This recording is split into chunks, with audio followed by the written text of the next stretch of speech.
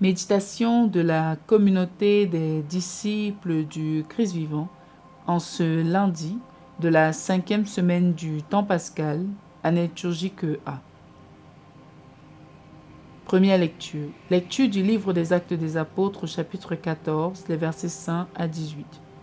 En ces jours-là, à Iconium, il y eut un mouvement chez les non-juifs et chez les juifs avec leurs chefs pour recourir à la violence et lapider Paul et Barnabé.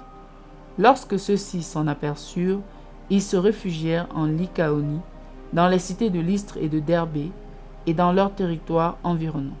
Là encore, ils annonçaient la bonne nouvelle.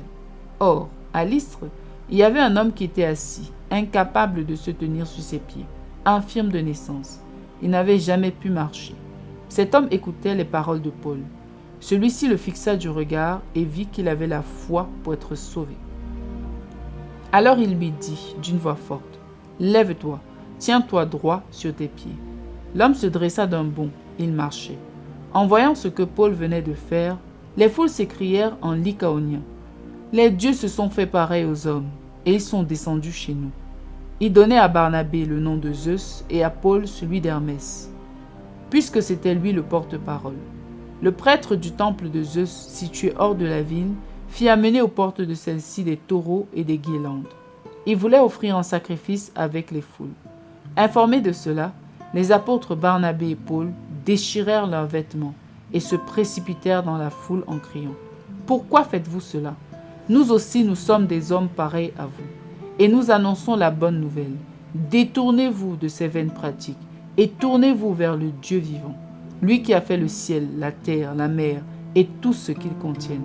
Dans les générations passées, il a laissé toutes les nations suivre leur chemin. Pourtant, il n'a pas manqué de donner le témoignage de ses bienfaits. Puisqu'il vous a envoyé du ciel la pluie et des saisons fertiles pour vous combler de nourriture et de bien-être. En parlant ainsi, ils empêchèrent, mais non sans peine, la foule de leur offrir un sacrifice. Parole du Seigneur. Méditation. Frères et sœurs bien-aimés, rendons grâce à Dieu notre Père pour toutes les merveilles qu'il accomplit dans nos vies et dans celles de nos proches. Rendons particulièrement grâce pour la parole qu'il nous adresse chaque jour, car elle est vie. Aujourd'hui, nous contemplons dans le livre des Actes des Apôtres 2 attitudes qui doivent accompagner un disciple de Jésus, l'humilité et la capacité d'adaptation. Le passage sur lequel nous méditons nous présente Paul et Barnabé à Lystre, une région païenne. Ils ont rendu la mobilité à un homme qui n'avait jamais connu le bonheur de se mouvoir seul. Parce qu'ils ont perçu en lui la foi, comme pour dire que la foi est la matière première que le Seigneur utilise pour réaliser en nous son œuvre. Après avoir accompli ce miracle, ils ne s'en approprient pas les mérites. Ils reconnaissent et proclament que c'est Dieu lui-même qui agit à travers eux. C'est pourquoi ils refusent catégoriquement le sacrifice que le peuple grec s'apprêtait à offrir en leur nom. C'est ça l'humilité que tout chrétien doit apprendre. Sans Dieu et sans Esprit Saint, il n'y a rien en aucun homme qui ne soit perverti. Jésus lui-même nous dit, dans l'Évangile selon saint Jean, chapitre 15, verset 5, que sans lui, nous ne pouvons rien faire. Il est vrai que pour agir, le Seigneur a besoin de notre volonté et de notre coopération. Mais il est important de reconnaître que c'est lui le maître d'ouvrage de nos vies. C'est lui qui nous inspire le bien que nous devons faire. C'est lui qui nous donne également les moyens de l'accomplir. Nous ne sommes en réalité que des instruments et nous devons en avoir conscience et rester humbles en toutes choses.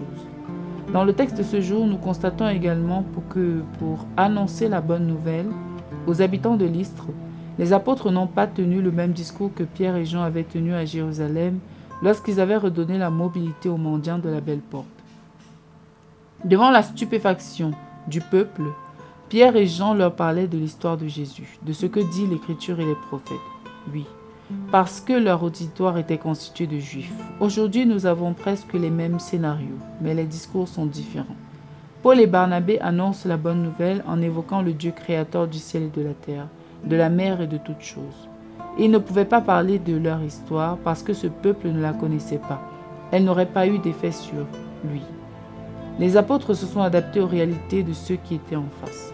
Bien-aimés, pour annoncer Jésus avec efficacité, il faut s'adapter, le but étant de gagner les âmes à la cause de Dieu. Nous ne pouvons pas seulement rester centrés sur notre histoire et nos expériences personnelles. Il faut chercher les moyens de faire passer le message, même lorsque ceux qui sont en face ne se reconnaissent pas et ne reconnaissent rien dans notre histoire. Prions. Dieu notre Père, nous te prions de pardonner nos orgueils. Nous nous comportons parfois comme si nous étions maîtres de nos vies. Apprends-nous l'humilité, afin que par elle, notre vie de foi soit toujours plus fructueuse. Intercession. Seigneur Jésus, nous te prions pour toutes les personnes qui vivent en dehors de toi et pensent être maîtres de leur accomplissement. Donne-leur de te rencontrer pour comprendre qu'en réalité, tout vient de toi et de te rendre grâce pour tes merveilles. Maman Marie, prie pour nous. Exercice spirituel. Soyons attentifs à tout ce que Dieu accomplit dans nos vies aujourd'hui et aussi au bien que nous faisons aux autres par sa grâce. Remercions et glorifions le Seigneur qui fait toutes choses. Loué soit Jésus-Christ à jamais. Méditation rédigée par Minette Miafo de la communauté des disciples du Christ vivant.